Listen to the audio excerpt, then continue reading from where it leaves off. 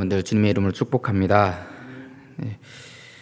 우리 지난해에 우리 스가랴서 11장까지를 살펴봤었는데요. 오늘 좀 오랜만에 이제 스가랴서 12장과 오늘 13장을 함께 좀 살펴보려고 합니다. 저희 기억이 좀 잘 안 나실 것 같아서 제가 스가랴서 앞부분의 내용을 먼저 간략하게 말씀드리고 오늘 본문에 대한 내용을 전하도록 하겠습니다. 이스라엘 백성들이 다시 예루살렘으로 돌아왔습니다. 돌아와서 성전을 건축하려고 하는데 기초 공사를 마무리한 후에 방해를 받아서 공사가 중단됩니다. 그런 이스라엘 백성들을 향해서 하나님은 스가랴를 통해 말씀하시는데 스가랴서 1장부터 6장까지 8가지 환상을 보여주심으로 하나님께서 예루살렘 땅과 하나님의 성전을 다시 회복하실 것이다 라는 말씀을 하십니다. 자, 하나님께서 일하실 것이다 그렇게 말씀하시죠. 하나님께서 그렇게 일하실 것이라 말씀하신 후에 이제 그 성전의 건축들이 진행이 되는데, 물론 이 말씀의 근원적 의미는 예수 그리스도에 관한 말씀입니다. 물론 우리는 지금 이제 다 알죠. 그렇지만 그 당시 이스라엘 백성들은 그 사실은 잘 몰랐을 것입니다. 그리고 단지 이제 1차적 의미라고 할 수 있는 성전 건축에 대해서 이것을 다시 하나님이 하시려나 보다라는 생각을 했을 것입니다. 어떻든 이스라엘 백성들은 그런 하나님의 말씀, 스가랴를 통해서 전해준 8가지 환상에 대한 말씀들을 통해서 다시 힘을 얻고 성전을 짓는 공사를 재개합니다. 그런데 이제 이제 예루살렘도 되찾고 이제 성전도 다시 건축이 이제 재건하게 되니까 이스라엘 백성들은 제사장과 또한 선지자들에게 우리가 예루살렘을 빼앗겼던 동안에 근신했던 것, 그러니까 다시 말하면 그동안 금식하고 회개했던 그런 것들을 이제 계속해야 되느냐 이런 질문을 합니다.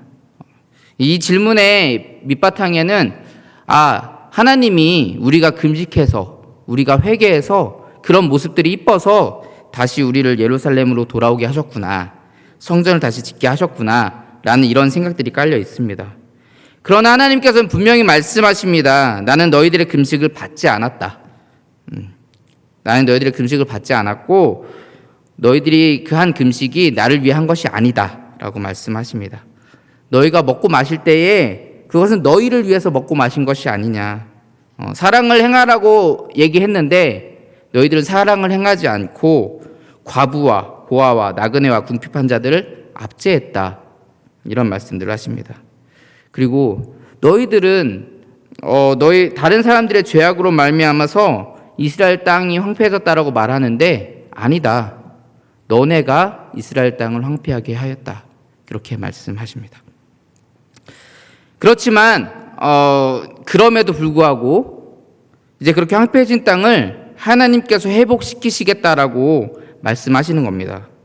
나라를 잃은 슬픔이 금식과 그런 슬픔의 금식들이 기쁨과 즐거움과 희락이 됩니다. 그런 절기들이 되고요. 중요한 것은 그 약속들 가운데에 그들에게 명령하신 것이 있었다라는 것입니다. 그것이 무엇이냐면 아까 그들이 압제했던 과부와 고아들과 나그네와 궁핍한 자들을 사랑으로 그들에게 행하라는 것입니다. 베풀라는 것입니다. 자, 여기까지가 스가랴서의 전반부, 즉 8장까지의 내용입니다. 그리고 이제 후반부에서는 이방에 대한 심판의 날을 이야기합니다. 물론 그 심판의 날은 시온의 딸, 예루살렘의 딸에게는 구원의 날이 됩니다. 우리 선지서에 많이 등장하는 여호와의 날 이야기를 하는 거죠. 자, 그런데 그 일을 행하시기 위해서 오시는 이가 왕입니다. 왕인데 그 왕의 모습이 낙이 탄 왕이죠. 말 탄 왕이 아니라 낙이 탄 왕이었습니다. 겸손하신 그 왕이 구원을 베푸는데 병거와 말 그리고 활과 검이 아니라 화평으로 온 땅을 다스리겠다라고 말씀하십니다. 자, 낙이 탄 그 겸손의 왕이 오셔서 말 탄 자를 부끄럽게 하리라 말씀하시죠. 그리고 우리에게 은총과 연합이라는 두 막대기를 통해서 수많은 양떼를 살리고 먹이라고 명령하십니다. 여기까지가 우리가 그동안 보았던 스가랴서 11장의 말씀들입니다. 오늘 본문은 다시 이스라엘에 관한 경고로 시작됩니다. 이스라엘에 관한 경고라는 것은 이스라엘에게 경고한 것이 아니라 이스라엘에 관해서 그 이방 이웃들에게 또 경고하신 말씀이 되겠죠. 하나님께서 예루살렘을 치려하는 모든 민족들을 심판할 것이라고 말씀합니다. 9절 말씀에 이렇게 말씀합니다. 예루살렘을 치러 오는 이방 나라들을 그날에 내가 멸하기를 힘쓰리라. 3절에서 예루살렘을 모든 민족에게 무거운 돌이 되게 해서 그것을 드는 자는 크게 상할 것이다. 이렇게 말씀하고 4절에서는 모든 민족의 말을 쳐서 눈이 멀게 하겠다. 그리고 6절에서 유다의 지도자들을 나무 가운데에 화로 같게 곡식단 사이에 횃불 같게 해서 그들을 애워싼 모든 민족들, 그들을 치료하였던 모든 민족들을 불살할 것이다. 이렇게 말씀하고 있죠. 자, 그런데 7절에서 이렇게 얘기합니다. 여호와가 먼저 유다 장막을 구원하리니 이는 다윗의 집의 영광과 예루살렘 주민의 영광이 유다보다 더하지 못하게 하림이니라. 자, 이 말씀은 무엇이냐면 여호와가 먼저 유다 장막을 구원할 것이다. 여기서 여호와가 먼저 유다 장막을 구원한다는 말씀은 이제 뒤에 나오는 다윗의 집, 왕을 상징하겠죠. 다윗의 집, 그리고 이 당시에는 물론 왕이 없었으니까 유다의 지도자들을 상징할 겁니다. 그리고 예루살렘의 주민들, 다시 말하면 예루살렘의 백성들을 말하겠죠. 그래서 다시 한번 말씀드리면 유다의 지도자들이나 그 백성들이 자기들이 이 유다를 구원했다라고 말하지 못하게 하기 위해서 하나님이 먼저 구원하실 것이다 라고 말씀하시는 겁니다. 자신들이 유다를 구원했다라고 자랑할 수 없도록 하나님께서 유다 장막을 먼저 구원하시겠다, 이 말씀입니다. 자, 다시 말하면 이 말씀은 어떤 특별한 사람을 통해서, 어떤 사람의 힘과 사람의 능력을 통해서 그 구원을 행하시려는 것이 아니라 하나님께서 직접 구원을 행하실 것이다 라는 것을 말씀하시는 겁니다. 그 모든 영광을 하나님께서 받으시겠다라고 말씀하시는 거죠. 그래서 9절 말씀에 그렇게 말씀하는 겁니다. 그날에 내가 멸하기를 힘쓰리라, 이렇게 말씀하시는 겁니다. 이렇게 하나님은 유다 백성들, 유다를 구원하시는데 사람을 통해서가 아니라 하나님께서 직접 자신이 구원의 역사를 이루실 것을 우리에게 약속하십니다. 그리고 이제부터 10절 말씀에 이제 오늘 말씀의 제목인 큰 애통에 대해서 말씀합니다. 10절 말씀에 이렇게 말씀하시죠.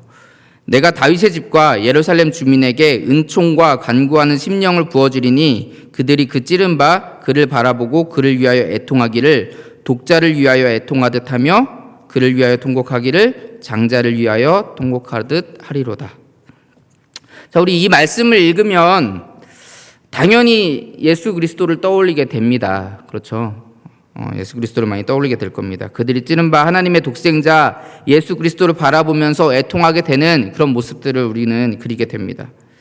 우리 앞에서 살펴봤던 이야기, 하나님께서 직접 구원의 역사를 이루시겠다라는 이 약속이 바로 예수 그리스도를 통해, 예수 그리스도의 십자가를 통해 이룰 것을 미리 말씀하신 것이다. 우리는 그렇게 생각할 수 있습니다. 우리 11절에 등장하는 무기또 골짜기에 하다 드림몬에 있던 애통, 이 애통은 요시야 왕을 위한 애통입니다. 요시야 왕.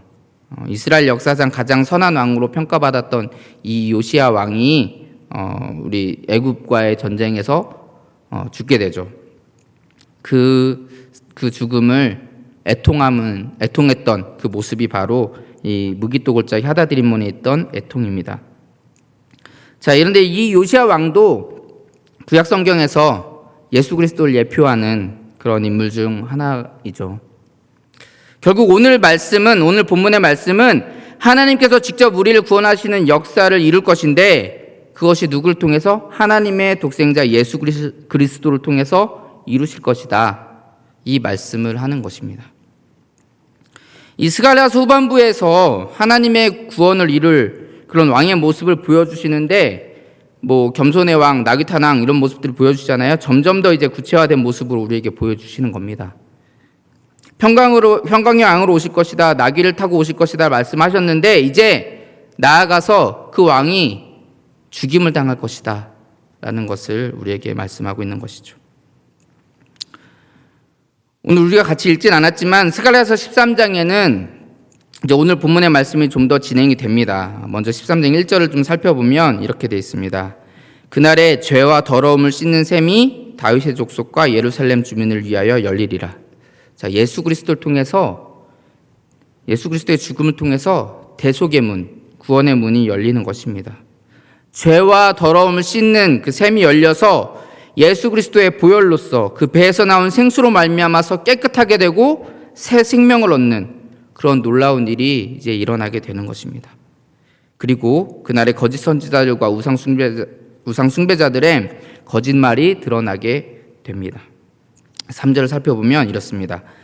사람이 아직도 예언할 것 같으면 그 낳은 부모가 그에게 이르기를 내가 여호와의 이름을 빙자하여 거짓말을 하니 살지 못하리라 하고 낳은 부모가 그가 예언할 때 칼로 그를 찌르리라. 자, 그들이 만일 계속해서 거짓말로 여호와의 이름을 빙자해서 거짓말을 하면 죽임을 당하게 될 것입니다. 또 반대로 살고자 하는 사람들은 우리 4절부터 나와 있습니다. 그날에 선지자들이 예언할 때에 그 환상을 갖기 부끄러워할 것이며 사람을 속이려고 털옷도 입지 아니할 것이며 말하기를 나는 선지자가 아니요 나는 농부라 내가 어려서부터 사람의 종이 되었노라 할 것이요 어떤 사람이 그에게 묻기를 내 두 팔 사이에 있는 상처는 어찌 됨이냐 하면 대답하기를 이는 나의 친구의 집에서 받은 상처라 하리라 이렇게 말씀하죠. 자, 그들은 자신의 정체를 부끄러워합니다. 이제 내가 선지자라고 말하지 않습니다. 그런 것들을 숨기고 살아가는 거죠.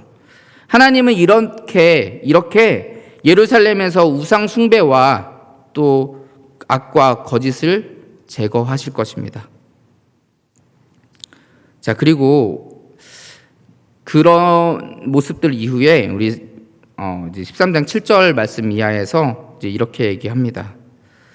만군의 여호와가 말하노라 칼아 깨어서 내 목자 내 짝된 자를 치라 목자를 치면 양이 흩어지려니와 작은 자들 위에는 내가 내 손을 들이우리라 이렇게 말씀하십니다. 자, 여기서 내 목자 내 짝된 자는 예수 그리스도를 의미합니다. 자, 예수 그리스도의 죽음 즉 목자의 죽음으로 양들이 흩어지게 되죠. 마태복음 26장 31절에 이렇게 말씀합니다. 그때 예수께서 제자들에게 이르시되 오늘 밤에 너희가 다 나를 버리리라 기록된 바 내가 목자를 치리니 양의 떼가 흩어지리라 하였느니라. 자, 예수를 따르던 많은 사람들이 흩어지게 되죠. 최측근이라고 말할 수 있는 이 제자들마저 다 도망치잖아요. 그렇죠? 그런 하나님은 작은 자들 위에는 내가 내 손을 들이우리라 이렇게 말씀하십니다. 8절에서 이 온 땅에서 3분의 1은 멸망할 것이라고 말씀하지만 남은 3분의 1을 은같이 연단하여 금같이 시험할 것이다 이렇게 말씀하십니다. 그리고 그 남은 자들이 하나님을 부릅니다. 하나님은 그들의 목소리를 들으시고 자기 백성 삼아 주실 것이라고 말씀하십니다. 그리고 그들은 여호와를 하나님으로 인정할 것이다. 여기까지가 오늘 본문 스가랴 12장과 13장의 말씀입니다. 하나님은 우리에게 약속하셨습니다. 무엇을 약속하셨냐? 그날에 여호와가 예루살렘 주민을 보호하리니 그 중에 약한 자가 그날에는 다윗 같겠고 다윗의 족속은 하나님 같고 무리 앞에 있는 여호와의 사자 같을 것이라. 자, 그렇게 구원할 것이다라는 겁니다. 그런데 하나님께서 이 유다를 예루살렘을 구원하시는 그 방편은 큰 애통입니다. 큰 애통. 하나님의 아들 독생자 예수 그리스도의 십자가 고난, 찔리심, 죽음을 통해서 그 일을 이루실 것이다 라는 것을 말씀하고 있는 것이죠. 그의 죽으심으로 우리의 죄와 더러움을 씻어주십니다. 그런데 중요한 것은 그 대속의 역사, 그 구원의 역사를 대하는 우리의 태도입니다. 그리스도께서 베푸신 그 구원의 은혜는 우리에게 거저 주신 것이죠. 거저 주신 것이라고 말씀합니다. 구원은 은혜이자 선물입니다. 값없이 우리에게 주신 것입니다. 그런데 그 구원을 받은 우리에게 필연적으로 따라오는 것이 있습니다. 그것이 무엇이냐면 환난과 핍박입니다. 예수님을 따르던 그 수많은 무리들, 예수님을 따라다니면서 바로 옆에서 그 수많은 표적과 기적들을 경험했던 그 제자들은 예수님의 죽으심 앞에서 다 흩어졌습니다. 다 흩어졌어요. 근데 우리는 어떻습니까? 그렇지 않을 자신이 있나요? 우리도 다 흩어지지 않았을까요? 이사야서 53장 6절 말씀에 이렇게 말씀합니다. 우리는 다 양 같아서 그릇 행하여 각기 제 길로 갔거늘 여호와께서는 우리 모두의 죄악을 그에게 담당시키셨도다. 자, 우리는 다 양 같아서 각기 제 길로 갑니다. 그릇 행합니다. 그러나 더욱 중요한 것은 하나님은 그렇게 흩어지는 양떼를 책망하지 않으신다는 사실입니다. 이사야서 말씀 가운데서도, 오늘 본문 스가랴서의 말씀 가운데서도, 또 갈릴리 바닷가로 다시 고기 잡으러 갔던 그 제자들 향해서 하셨던 그 예수님의 말씀 가운데서도 너네가 왜 흩어졌느냐, 너네가 왜 나를 버렸느냐, 이렇게 책망하지 않으십니다. 그저 작은 자들 위에는 내가 내 손을 들이우리라 말씀하십니다. 우리는 연약합니다. 어려움과 고난, 핍박 가운데 있는 우리는 쉽게 넘어질 수 있습니다. 쉽게 좌절할 수 있습니다. 그러나 우리에게 값없이 구원을 허락하셨던 그 하나님의 은혜는 우리에게 왜 그 고난을 이기지 못하느냐고 우리를 책망하지 않으십니다. 우리에게 왜 그 핍박을 이길 만한 강한 힘이 없느냐, 강한 의지가 없느냐, 우리에게 책망하지 않으십니다.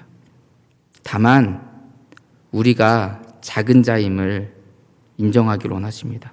그리고 하나님을 찾기를 원하십니다. 아, 내 힘으로는 살 수 없구나. 내 힘으로는 그 환난과 고난과 핍박들을 이길 수 없구나. 하나님을 부르짖어야겠구나. 하나님을 불러야 되겠구나.